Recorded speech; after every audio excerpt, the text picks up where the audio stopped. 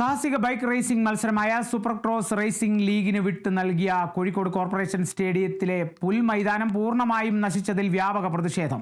മത്സരത്തിനായി stadium വിട്ടു നിൽക്കുമ്പോൾ പറഞ്ഞ നിശ്ചിത സമയത്തിനുള്ളിലും മൈതാനം പൂർവ്വസ്ഥിതിയിലാക്കാൻ പറ്റാത്ത സ്ഥിതി വന്നതോടെ ഈ സീസണിലെ സൂപ്പർ ലീഗ് അടക്കമുള്ള ഫുട്ബോൾ മത്സരങ്ങൾ നഷ്ടപ്പെടുമോ എന്നതാണ് കായിക പ്രേമികളുടെ ആശങ്ക. കോടികൾ അഴിമതി നടത്താൻ സ്റ്റേഡിയത്തെ നശിപ്പിച്ചെന്ന സ്ഥലം സന്ദർശിച്ച കോഴിക്കോട് കോർപ്പറേഷൻ പ്രതിപക്ഷ നേതാക്കൾ കുറ്റപ്പെടുത്തി. എന്നാൽ ജനുവരി 15-നകം സ്റ്റേഡിയം പൂർവ്വസ്ഥിതിയിലാക്കാൻ കഴിയുമെന്നാണ് പ്രതീക്ഷയെന്ന് മേയർ ഒ സദാശിവൻ വ്യക്തമാക്കി. കോഴിക്കോട് നിന്നും റിയാസ് കെമാർ തയ്യാറാക്കിയ വാർത്ത കാണാം. ഇന്ത്യൻ സൂപ്പർ ക്രോസ് റേസിംഗിന് വേണ്ടി ഇവിടെ ഈ കോഴിക്കോട് കോർപ്പറേഷൻ സ്റ്റേഡിയം ഏതാനും ദിവസങ്ങൾക്ക് മുൻപാണ് വേദിയൊരുങ്ങിയത്. 34,000-ഓളം വരുന്ന വലിയ കാണികളുടെ പങ്കാളിത്തമുണ്ടായിരുന്നു. സൽമാൻ ഖാൻ എന്ന് പറയുന്ന ബോളിവുഡ് സൂപ്പർ താരം ഉൾപ്പെടെ വരികയും വലിയ മാമാങ്കമായി നടത്തുകയും ചെയ്ത ഒരു പരിപാടിയായിരുന്നു.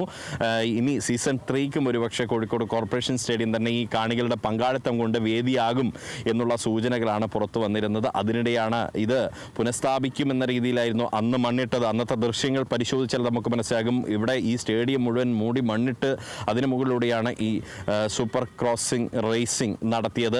അത് വലിയൊരു അബദ്ധം ഇപ്പോൾ സൃഷ്ടിച്ചിരിക്കുകയാണ്. അതിനുശേഷം ഇവിടെ പുൽത്തകിടി വെച്ച് പിടിപ്പിച്ച് പഴയ രീതിയിൽ നല്ല രീതിയിൽ പുൽത്തകിടിയൊക്കെയുള്ള ഒരു സ്റ്റേഡിയമാക്കി മാറ്റുമെന്നുള്ളതായിരുന്നു അവരുടെ വാഗ്ദാനം. പക്ഷേ ഇപ്പോഴിതാ അങ്ങനെ വെച്ച് പിടിപ്പിച്ച പുൽത്തകിടികൾ മുഴുവൻ കരിഞ്ഞുണങ്ങുന്ന ഒരു സാഹചര്യമാണുള്ളത്. ഇത് വലിയ പ്രതിഷേധത്തിനാണ്, കായിക പ്രേമികളുടെ എല്ലാം തന്നെ വലിയ പ്രതിഷേധത്തിനാണ് ഇടയാക്കിയത്. ഇവിടെ കോഴിക്കോട് മേയർ ഒ സദാശിവൻ അടക്കമുള്ള അവർ, ഒപ്പം തന്നെ പ്രതിപക്ഷം ഒന്നടങ്കം ഇവിടെ സന്ദർശിക്കുകയുണ്ടായി. പ്രതിപക്ഷ നേതാവ് SV സയ്യിദ് മുഹമ്മദ് ഷമീൽ തങ്ങളുടെ എല്ലാം നേതൃത്വത്തിലുള്ള നേതാക്കൾ ഇവിടെ സന്ദർശിക്കുന്ന ഒരു സാഹചര്യമൊക്കെ ഉണ്ടാവുകയും ചെയ്തു. പ്രധാനമായും അവർ ആരോപിക്കുന്നത് ഇത് ഫുട്ബോളിന് മാത്രമായിട്ട് തയ്യാറാക്കിയ ഒരു ഗ്രൗണ്ടാണ്, ഫുട്ബോൾ അസോസിയേഷന് വിട്ടുകൊടുത്ത ഒരു ഗ്രൗണ്ടാണ്.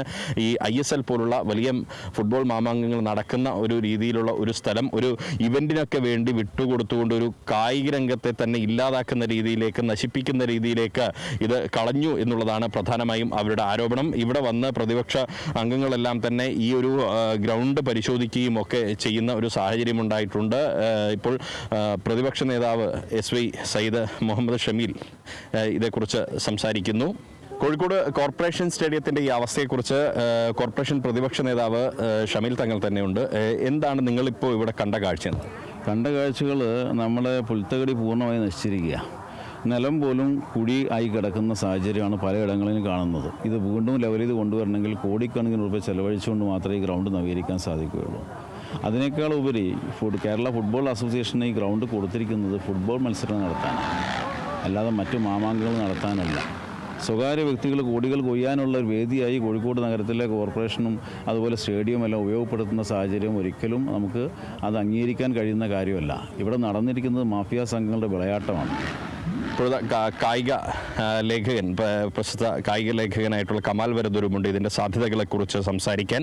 ഈ നിലവിൽ ഇതുപോലെ ഈ കരിഞ്ഞുപോയ സംഭവം എന്ന് പറയുന്നത് കായിക രംഗത്തിൻ്റെ ഒരു പ്രതീക്ഷ തന്നെ ഇല്ലാതാക്കുന്ന ഒരു സാഹചര്യമാണെന്ന് പ്രതിപക്ഷം ആരോപിക്കുന്നു. പക്ഷേ അപ്പോഴും ഇത്തരത്തിൽ സൂപ്പർ ലീഗ് നടത്തിയ ഇടങ്ങളിൽ, ബൈക്ക് റേസിംഗ് ഒക്കെ നടത്തിയ ഇടങ്ങളിൽ അവിടെ ഗ്രൗണ്ട് പുനഃസ്ഥാപിച്ച ചരിത്രമുണ്ട് എന്നും പറയുന്നു. കോഴിക്കോട് ഫുട്ബോളിൻ്റെ ഭ്രാന്ത് എന്നറിയപ്പെടുന്ന ഒരു സ്ഥലമാണ് ഇത്. എൻ്റയർലി ഒരു ഏകദേശം 75 വർഷം പഴക്കമുള്ള ഒരു ഫുട്ബോൾ സ്റ്റേഡിയമാണ്.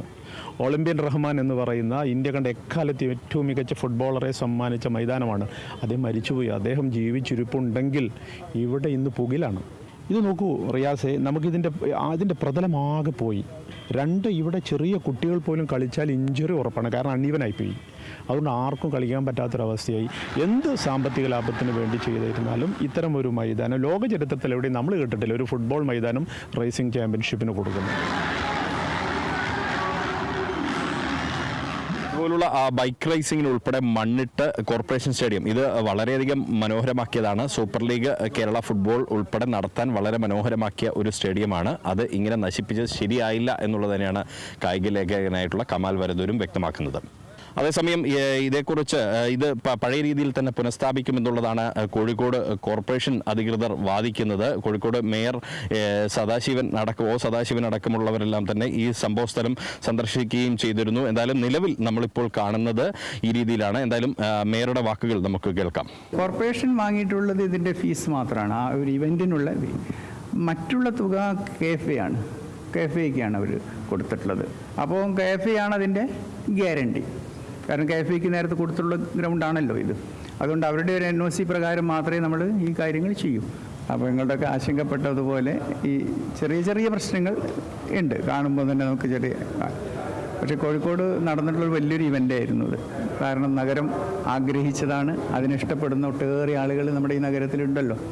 അപ്പോൾ അങ്ങനെയുള്ളൊരു ഇവൻ്റ് നടത്തുന്നത് തീർച്ചയായും നഗരത്തിനത് വലിയ പ്രയോജനം ചെയ്തു. എന്നാൽ കോർപ്പറേഷൻ്റെ സ്റ്റേഡിയം ഉപയോഗിച്ചുകൊണ്ടിരിക്കുന്ന അല്ലേ കായിക രംഗത്ത് ഇടപെടുന്ന ഒട്ടേറെ ആളുകൾ അധിവസിക്കുന്ന ഒരു പ്രദേശമാണ് കോഴിക്കോട് പട്ടണം, പ്രത്യേകിച്ച് ഫുട്ബോൾ. അപ്പോൾ അങ്ങനെയുള്ള സ്റ്റേഡിയത്തിന് യാതൊരു കേടുപാടും പറ്റാത്ത വിധത്തിൽ അതിനെ നിലനിർത്താൻ വേണ്ടി കഴിയും എന്ന നിലയിലാണല്ലോ അവരുമായി സംസാരിക്കുന്നതും. കോഴിക്കോട് കോർപ്പറേഷൻ്റെ ധനകാര്യ കമ്മിറ്റിയും കൗൺസിൽ യോഗവും ചർച്ച ചെയ്തുകൊണ്ട് ഇവർക്ക് ഒരു നിശ്ചിത ഫീസ് ഈടാക്കിക്കൊണ്ട് കൊടുക്കാൻ വേണ്ടി തീരുമാനിച്ചത്. കൊടുക്കുമ്പോൾ തന്നെ ഉണ്ടായിരുന്ന കണ്ടീഷൻ എന്ന് പറയുന്നത് ഇവൻ്റ് കഴിഞ്ഞ് 10-15 ദിവസത്തിനുള്ളിൽ എങ്ങനെയായിരുന്നോ നേരത്തെ സ്റ്റേഡിയം ഉണ്ടായിരുന്നത് അതേ തോതിൽ തന്നെ നിലനിർത്തി തരും എന്നുള്ളത് തന്നെയാണ്. ഇന്ന് പണ്ട് കാലത്തെ മാതിരിയാണ്, അന്ന് ഏത് രീതിയിലാണോ അത് അതേപോലെ പുനഃസ്ഥാപിക്കാനുള്ള എല്ലാ സംവിധാനങ്ങളും ഉള്ള കാലമല്ലേ ഇന്ന്.